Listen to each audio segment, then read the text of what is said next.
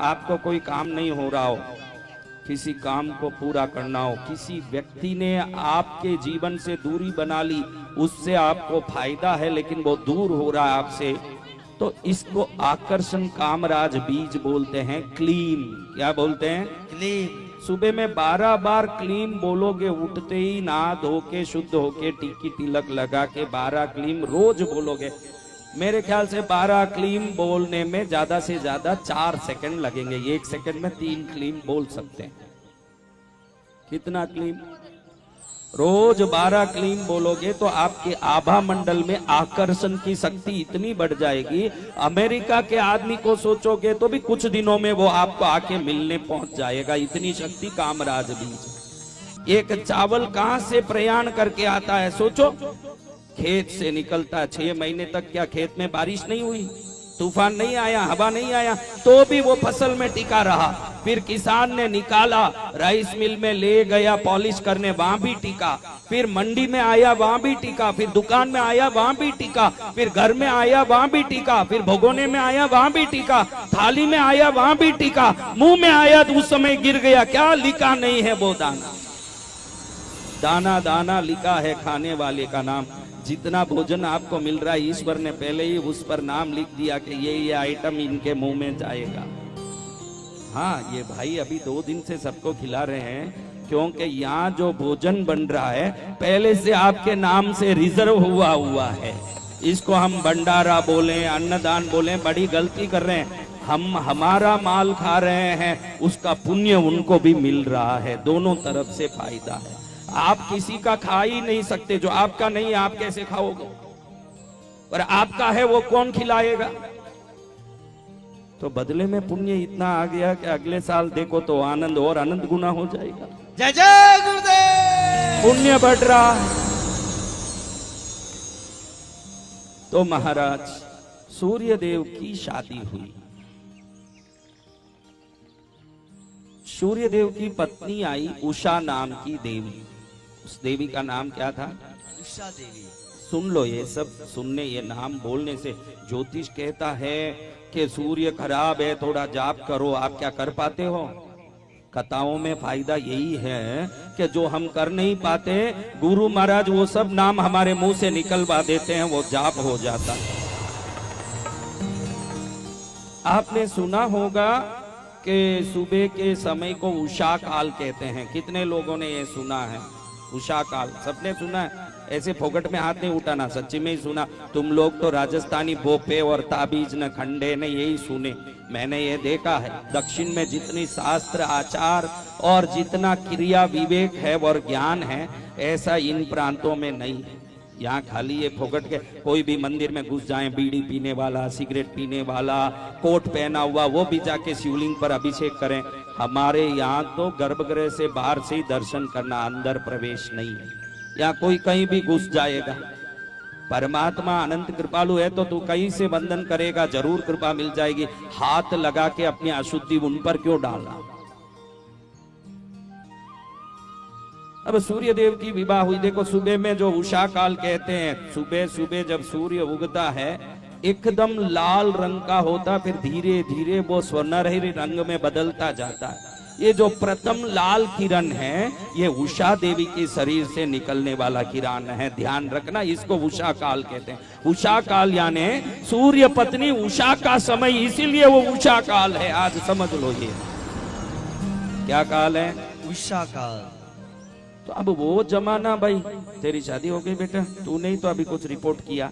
तुझे मैं बोलता हूँ, शादी करने के पहले तूने अपनी पत्नी को देखा, उससे बातें की, सब समझा, बाद में पसंद आई, फिर तय किया। सही है क्या? ये कलयुग है महाराज। इधर लड़का लड़की से ताज होटल में, मेरिडियन में कहीं मिलता है पहले, फिर ये कहता है कि मुझे ऐश्वर्या राय बहुत पसंद है, वो कहती है मुझे अभिषेक बच्चन बहुत पसंद। अरे नालायक, तुम एक दूसरे को पसंद करने गए, वहां दूसरी पसंद की बातें क्यों कर रहे हो? हाँ, आज की औरतों का तो मुझे समझ ही नहीं आता। ये तो मेरे सामने आई है इसलिए अच्छे से घूंघट पिंगट निकाल के आई है। अभी यहाँ माउंट आबू जाना हो तो यही औरतें जीन्स पैंट पहन के टी शर्ट पहन के निकलने वाली औरतें। संस्कार आज सिर्फ कथा मंडप तक रह गए। हाँ, कथा मंडप में बहुत जोरदार संस्कार दिखाएगी। यही मैं कई बार देखता हूँ कि इस औरत को कहीं देखा है, हाथ जोड़ के कहती है गुरुदेव आपसे दीक्षा ली ना, गुरु दीक्षा। मैं ही वो मालिनी हूँ। कि मालिनी तुझे माला पहराऊं ऐसी कैसी हो गई भाई तू। हाँ, स्वरूप दिखा रही है। इतना ही नहीं, आप ध्यान रखो मेरी माताओं, फेसबुक में माउंट आबू के शिखर पर खड़ी हुई पत्ती के कंधे में हाथ डाल के कूलिंग ग्लास पहनी हुई, टी शर्ट जीन्स पैंट पहनी हुई सेल्फी फोटो फेसबुक में अपलोड कर रही है। I am with my husband in mount Abu. क्या कर रही है? ये तुम लोग करते हो कि नहीं? देख लो, झूठ बोलो तो। कोई नहीं करती होती तो बेचारी सीधी है, अनपढ़ है, ऐसा ही है। ज्यादा पढ़े ज्यादा अनाचार फैल रहा है। कोई गलत समझो आप जानो। हाँ, अब ये फोटो जो डाला उसमें क्या लिखा नीचे बोलो? मैंने बोला ना अभी, बोलो। इन माउंट आबू। तो इसको 564 लोगों ने लाइक कर दिया। कितने? 564। अब ये पति को लाके दिखाती है, देखो मेरे फोटो को 564 लोगों ने लाइक किया, वो भी अंगूठा दिखा के वंडरफुल। अरे मूर्ख, तेरी पत्नी को तू 564 लोग लाइक करने नहीं लाया है, तू लाइक करने लाया है। और जिसको 564 लोग लाइक करें उसको वेश्या कहते हैं, पत्नी नहीं कहते।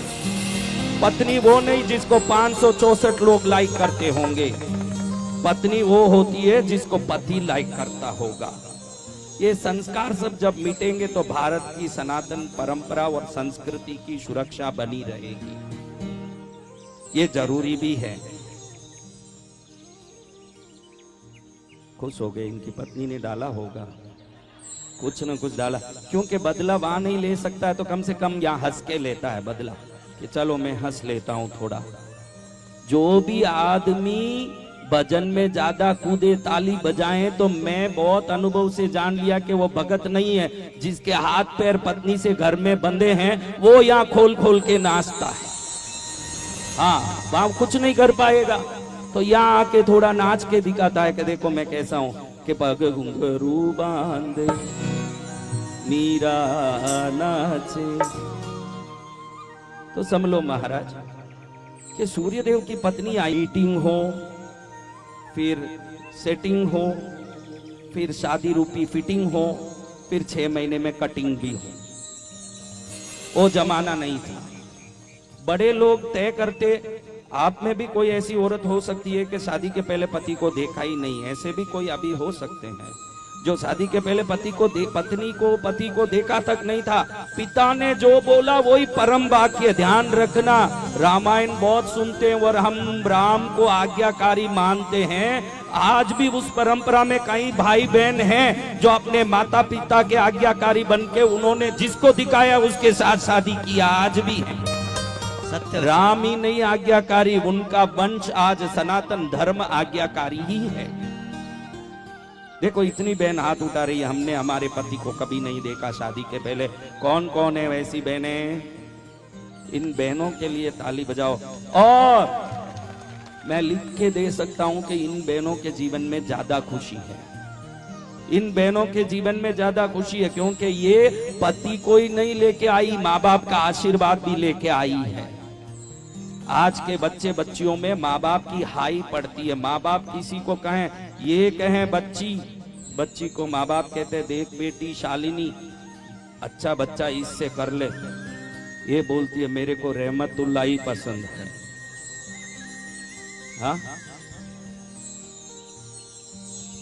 ध्यान रखो, जब हमारी बुद्धि विकार से युक्त होगी तभी शरीर पसंद आएगा। किसी को शरीर पसंद आ रहा है तो तुम विकारी हो, संस्कार पसंद आ रहा है तो तुम मनुष्य हो। दोनों में बहुत फर्क है। जय गुरुदेव। इसलिए जब विवेकानंद स्वामी अमेरिका गए तब लोगों ने सोचा कि शूट कोट बूट हैट पहन के कोई सेठ आएगा, लेकिन वो तो भगवा ड्रेस पहन के हम जैसे कोई साधु पहुंच गए। उनको लगा कि you are very simple, we thought you should wear a decent dress.